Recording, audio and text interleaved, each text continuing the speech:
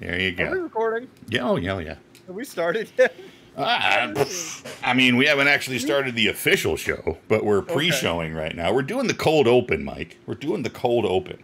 Around me? Yeah, there was one time that I got that drunk. I don't remember. Yeah, well. Fake news. It's okay. Let's not talk about. Let's I just yell fake news. Let's just talk about something that's a little bit more appropriate to the YouTube audience. Minecraft.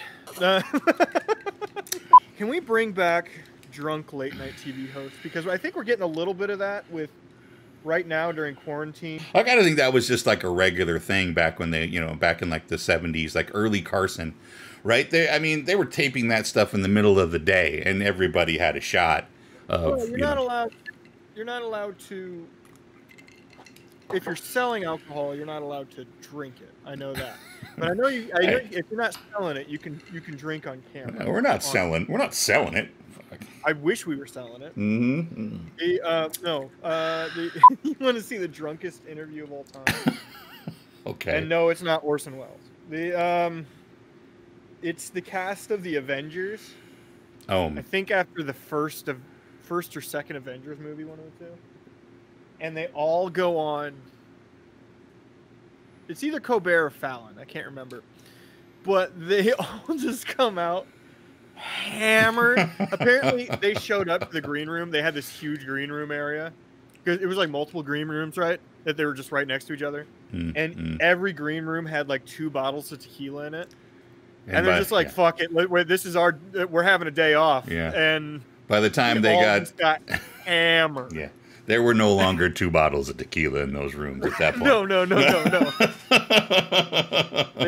They came out and they were and they rolled them out slowly, right? Like they do. We'll talk to this person first. And, and with each progressive person, they got happier and happier and happier. Till Mark Ruffalo comes out and he's sobbing drunk. I can't fucking do this. No one really likes me. I'm a goddamn CG in that. Fuck you guys. I've always said. Welcome everyone to this is where we're starting. This is where you choose to start. Third episode of Level 1 GM. I am your Level 1 GM, Chad. That guy over there, he's like, you're like a level 10-ish, 11-ish. Trying to be conservative. Yeah, we'll go with that. This is the show where I get to learn to be not sucky at GMing. Learning from Michael, who does not suck as a GM. And this is like, this is platform agnostic, people. This is like D&D 5e. This is Pathfinder, Starfinder, Savage Worlds. What are some other ones? Shadowrun, Cyberpunk. This is everything. Mm-hmm. Yeah, we're just covering the topics of storytelling and how to run a campaign, Indeed. not the nuts and bolts of gameplay. So, we just dropped episode 3 of Deadlands Reloaded, Blood Moon, in which it was a heavy role playing game. Now everybody can go catch up over on our YouTube channel, Durnk Industries. You can also watch us live on the Twitch. So come check us out. But this was a heavy role-playing episode, and this is where the breadcrumbs begin. This is where I start giving clues about what exactly might be going on, and you guys get to try to figure it out. Now, Mike, I know you have done this many a time. Yeah. This is what you do so well as a GM. Spread a bunch of breadcrumbs that the players immediately ignore. Or are completely incapable of following. So let's talk about breadcrumbs.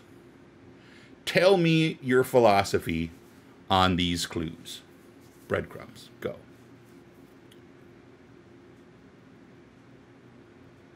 Breadcrumbs, okay. So I feel we should start with the definition. Being breadcrumbs in a narrative standpoint are when you want to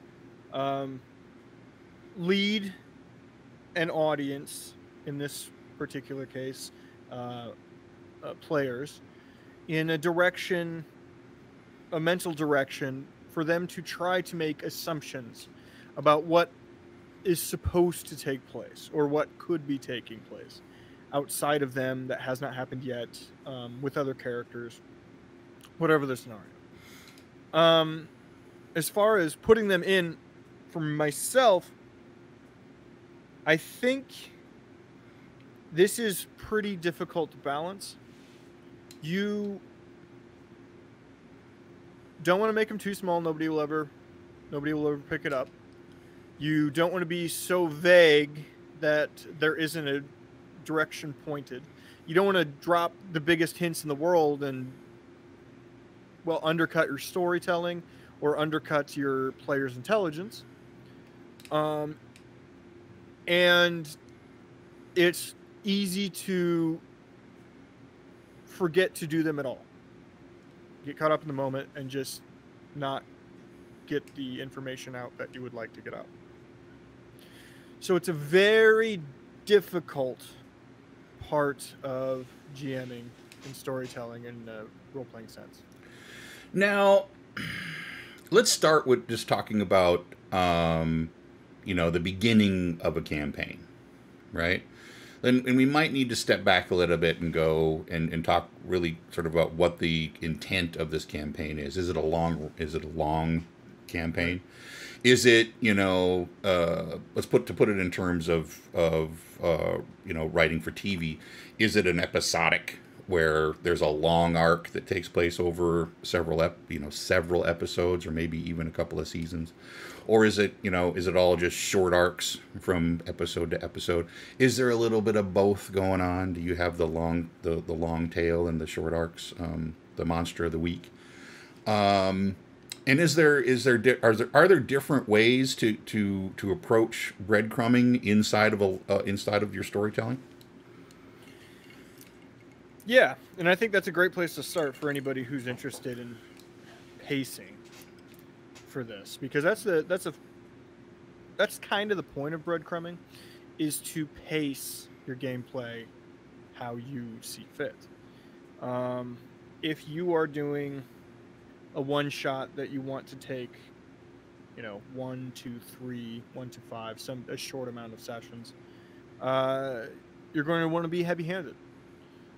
Paint larger strokes, not have an elaborate story that you're leading to. But if you're doing something that there potentially is no end, or the end is not defined in time or anything like that, you can be more subtle with it. You can have you can drop breadcrumbs that can be missed. You can allow for them to be missed. You can just be all around. I think in a shorter sense, they need to be, first off, from an overall narrative. If you're doing a short session, one shot, short run, it shouldn't be anything of depth that you're trying to get to. The depth requires conversation and nuance, and you're not going to get all that done in 1 to 3 sessions, something like that. And if you do, it'll feel rushed. I would think, anyway. Mm-hmm. Agreed.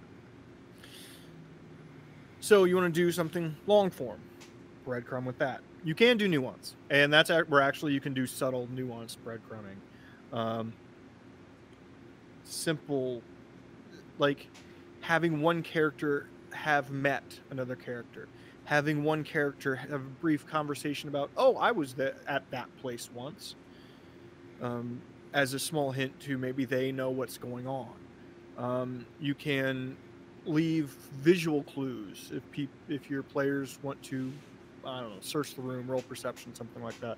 You can say, well, you're in a library. You're trying to tell them that this one character might know where this treasure trove is. This is a hypothetical, by the way. That your NPC of note knows about. So you say, well, it's an affluent home. You're in this library study. You look around and you see a lot of antiquities and books of note. That in itself is a breadcrumb. This could be someone who knows something about um, antiquities, someone who's knowledgeable in treasure. And it doesn't have to be a NPC talking to somebody else. It could be something as subtle as that. Right. Because I guess maybe that's the how heavy a breadcrumb is, whether it's just a tiny little fleck or a big old slice of bread, kind of depends on how quickly we as the game master want things to happen in the game. It's kind of as you were saying earlier, for a one shot or a short session game, those crumbs got to be pretty big. Right. Right? It's like, yes, here's a massive piece of information that you need to know that's absolutely going to take you to force you to make a choice of some kind. Longer form stuff, those can be much smaller. It could, yeah. And this is, again, a difficult thing to note because it's sort of individual to what sort of story you're running. But it is, I think, for the sake of our argument, capable of breaking down into short and long form. How do you approach a situation where those breadcrumbs aren't leading your players in the right direction? They've made choices based on those breadcrumbs that you didn't anticipate. More breadcrumbs? Or is that a situation where you go, okay, my players want to do something, let's help them do it? Well, this is where I provide this. It's very situational on the one story and two group. If you're with a group that's comfortable, comfortable with consequence, it's nice that it's something I like to do is if they miss stuff, they miss stuff, and then it happens without them. And then you have to think about what consequence means without their intervention. What happens when they were supposed to go save this dignitary, but they didn't get the hint, despite the prodding, and so they didn't. So what happens to the dignitary? Well, maybe he dies. So what does that mean? If you have a group that this would skew, I think, a little younger, maybe newer, to role-playing in general, just a little more sensitive group, you try to steer them back. This leads us back to our last talk about this, about stuff you can do with NPCs, or dropping more breadcrumbs, having them being randomly attacked by a thing, or have messengers sent. Really try to steer them back. Breadcrumbing and NPCs. I think these two shows really layer together. Yeah, the last two episodes are going to layer together very well because they are one and the same, can be, and I think they work in tandem more often than not. Most of the breadcrumbing I do is within conversation, NPC conversation. Give your NPCs, let them, as people, know something of note. Right. They don't have to know the whole thing. Right. It's dependent on, again, the size of the breadcrumb you want to drop. Right. Because we're really talking about breadcrumbings. Breadcrumbs are clues. Yes. And I think that the way we tend to the way we tend to approach the storytelling is a lot of times those, and I would say most of the time, those stories become essentially mysteries, right? Or investigations. We're suddenly dropped into a police procedural that just happens to take place with, swords and sorcery. Yeah. So, and a lot of times where you get your information, yes, is through talking to people or finding a symbol and matching that symbol to something else or whatever that might be. So, again, it kind of comes down to knowing your big big plot points, your big tent poles that you're telling that story on. Because what you want is to provide just enough information that the player decides to makes a choice, Yes. the choice you want them to make, so that they can then continue to move through the story that ultimately you want to tell. And I should say, and I probably should have said this at the top, breadcrumbing isn't necessary, by the way. If you're just running a pure dungeon crawl, there's no point. Right. The point of breadcrumbing and the point of dropping clues and hints about a greater theme or story or direction is providing nuance and depth to a story that could easily just be, well, okay, you need to go here, and here's your combat. Mm-hmm. You're gonna go left. If you wanted to shorten it up, right. Yeah. Mm-hmm. But breadcrumbing provides choice, or the illusion of choice, for your players. It allows decision making and critical thinking to happen on more than just an encounter by encounter, trap by trap, puzzle by puzzle sequence. It allows for greater conversations about, well, what does this mean? Where are we supposed to go? What decisions should we make? All of that combined, while it is, to some, and in some cases, filler, not pure gameplay, right? There's no dice being rolled. Right. Yeah. Well, that can be those things. It often provides the ability for your players and you as the GM to better understand the characters that they want to play and that they are playing. A lot of players come in with these backstories and these ideas about who they're going to be. And if you're truly in a good, I would say, long-form campaign, that will change. That idea will shift. Right. And breadcrumbing really provides opportunity on a regular basis for these characters to flesh out in the players' minds amongst each other, amongst themselves, and amongst you as the GM. Right. There are a lot of opportunities to over breadcrumb, right? Yeah. Oh yeah. And sometimes you do need to pull back and just let things kind of happen. I would like to say though that over breadcrumbing is a strategy. Okay. A strategy that I pull off quite regularly. Okay. Talk about that. So we'll go with Crosden. Okay. You guys have been back in Crosden. The first thing that happened when you came back is that place had gotten fucked up again, right? This is the third time this place has gotten fucked up in like a little over a month. You're all mad about it. And then it gets fucked up again. And you're presented with a problem. You got to solve this problem, okay?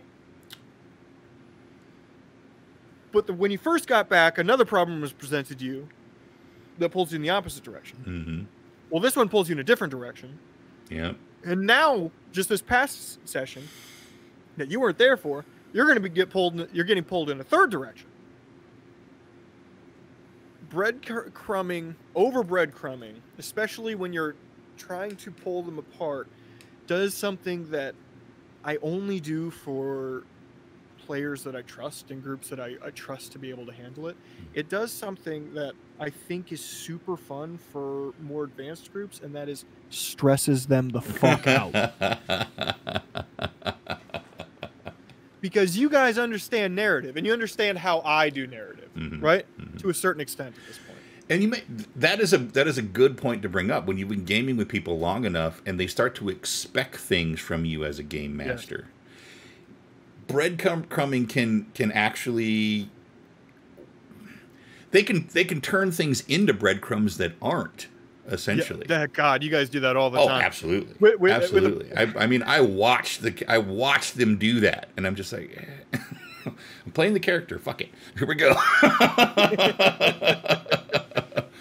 It's like, and it's like, going from one place to another, just like a traveling sequence, and you run across something, and there's if there's the opportunity at that point to give a tiny little breadcrumb. It's not even a breadcrumb, just a detail, right?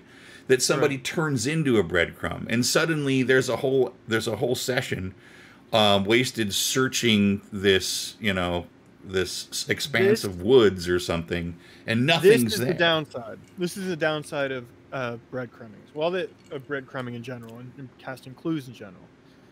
As soon as it becomes part of your narrative, then the players are going to go, okay, he or she is dropping hints, and we need to be paying attention to these hints.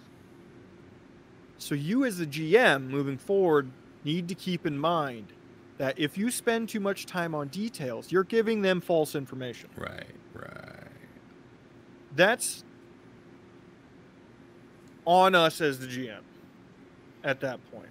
If you hand out information and they start searching out a false breadcrumb, one, you've accidentally skinned simple detailing as a breadcrumb, and that is our fault. Right.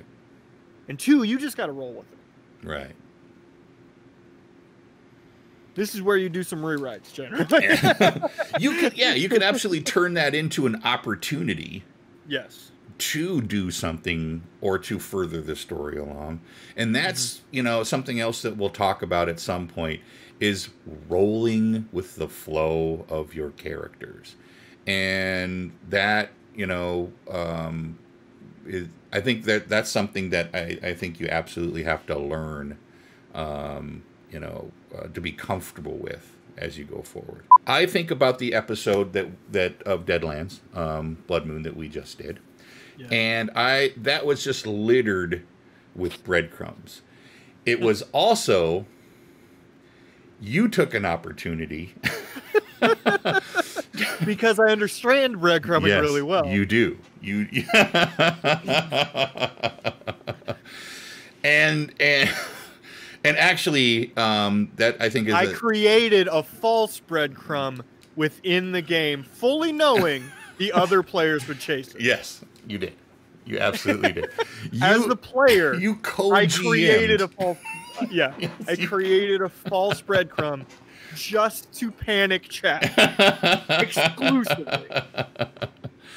And and that actually was probably one of the most interesting moments for me as a playing that. So thank you for that. It was super fun. At what point did you realize that it was going a little sideways? And at what point did you realize that I had fucked you? I knew when you had a conversation with Laura's character about how this guy knew that everybody was on their way here. That's when I went, okay, this is I didn't anticipate it was going to be Laura that asked the question. That was fantastic. Well, that's the secret of Laura. She's always the most paranoid one. Yeah. Sorry, Laura. Yeah. Love you. You're great. But yeah, that was a fantastic moment. But what I did, and I think probably the most Laura, I do what I can. I think that was where I was the most successful playing episode 3, was taking that as an opportunity to go ahead and move that story along. That information it's great to roll with it. Yeah. It's all you can do if you're doing a good job. Exactly. And if you've done enough, if you've created enough of those, we'll call them tent poles, that so that that's the only way you can be ready for moments like that. Right. And takes us back to episode 1. Yeah. You should know where your story's going. Absolutely right. And that's your long form arc and your short form arc. That monster of the week stuff, the side adventures that we often joke about inside of a long running campaign. All of that stuff. And it doesn't have to be rigid. I mean, that's another, point that we'll have to make here pretty soon. You can't be that rigid, but you need to be able to draw you're leading breadcrumbs to those things anyway, right? That's what you should be doing, right? Breadcrumbing, breadcrumbing, breadcrumbing. Because someone picked up, you know, a breadcrumb that you as a GM didn't drop yet, but somebody else did, or didn't mean to. right? And I mean, but that's where that breadcrumb goes. I mean, it's like a murder board, right? It's like all these little strings that run across, and if you're following a string and you jump strings, hey, be prepared. Be ready. Because gaming with you guys, you gotta be ready. Holy shit! I didn't. And I should have just let it go in the moment. That was my fault. I got so excited. It was great. I mean, I don't apologize for any of that. That made that super fun for me, and I hope fun for people watching and everybody else playing too. So that was really cool. Yeah, but then you rolled with it, which is what you're supposed to do. Well, you know? thank you very much. It ended up meaning something, despite it not existing. Something in the first place. There you go. Breadcrumbing, right? Let's.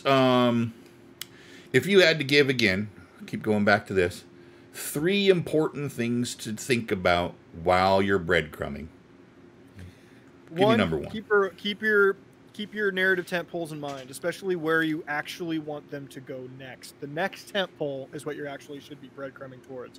You don't need to be skipping plot points. You don't need to be pointing them towards the end game. You need to be pointing them to. If you're at A, they need to get to B, and that's what you're breadcrumbing to. So 1, know your tent poles. Know your tent poles.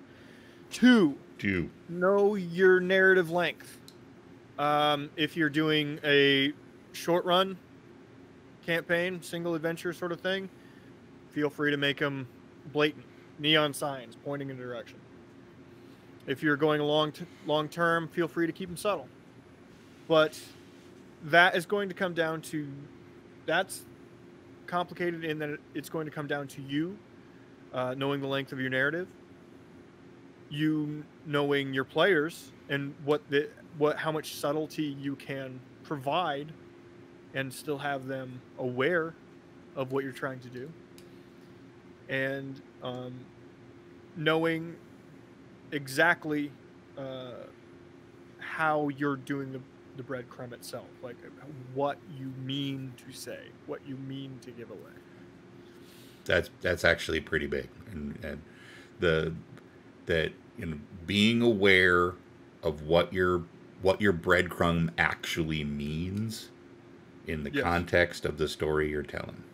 It has to mean something to you, or it can mean something to no one. It'll never mean anything to anybody unless it means something to you the moment you do it. Now that can change. Yeah. I'll rewrite for you. But... Rewrite. All right, number 3. Number 3, don't be afraid to go with the flow. And if they don't pick it up, they don't pick it up. You need to decide what that means. Do you need to drop another one to point it back in the same direction because you'd like it to be a more straightforward narrative? For instance, A Distant Star is, I don't know if they felt that way, but it is a railroaded campaign. It's one direction. Crosden is open form, which is the opposite of that. So if you guys miss a breadcrumb, I don't give you hints. I don't go back to it. Damn. You just like, suck it. Moving on. No, it's not that. It's just, I respect you enough. I respect you as a group enough. And it's always meant to be this mystery of sorts. You know, that you can do well or not do well. I personally love mysteries. I do. I love a good mystery. And I trust in that group enough to figure out what I'm doing. Now, do you always do that? No. But no, of course not. Why would we do that? That makes it interesting. That makes it fun. That provides consequence to your actions. That's, you know, that's where I find enjoyment in the narrative. And I'd like to think you guys do as well. Agreed. Yep. Absolutely. Absolutely. Especially, I think for me, I don't know if it applies to anybody else, but the need to be a part of that storytelling process it's what makes all of that fun for me. So the choices that I'm making, the choices that I'm helping the party make, all of those things become meaningful to me. If I wanted to be, blatantly railroaded through a dungeon, I'd just read a book. And there are plenty of players that's what they want. Yeah. They want to make a character that's really good at hitting stuff. Yeah. And they want to feel powerful, and they just want to fight a bunch of stuff. And there's nothing wrong with that. And there's nothing wrong with that. That's the point of, tabletop role playing in general. You can do whatever you want, however you want to. Absolutely true. But for the purpose of this discussion, if your players want a more nuanced, thought-provoking, story-driven experience, you need to know that, and you need to breadcrumb appropriately. Indeed. So yes, breadcrumbs. Know where you're going. Know the tent poles. Breadcrumb people from tent pole to tent pole. Know how long your campaign's going to be, so you can breadcrumb appropriately within that. Know when to walk away. Know when to run. Never count your tent poles. Well, no, I'm taking it to a weird place. Thanks for watching, everybody. I'm Chad, the level 1 GM. That's Mike. He's the level, I think we're going with 11. Level 11 GM. Because you can turn it up to 11, Mike. I know. Do as he said. About the spell slots I have now. Do as he says, not as I do. Come watch us on the Twitch, and if to catch that's live, and catch up on the YouTubes, and come hang out with us there. And actually, if you want to come hang out with us on Discord, you got to watch us on Twitch, because that's when we'll drop our Discord invite. So come hang out with us there too. All right, everybody. What? I'm helping. You trying to help? I am helping. You're trying so hard, Mike. You're trying so hard to help. I'm wrapping the show up, dude. Just stop. Fuck. Fine.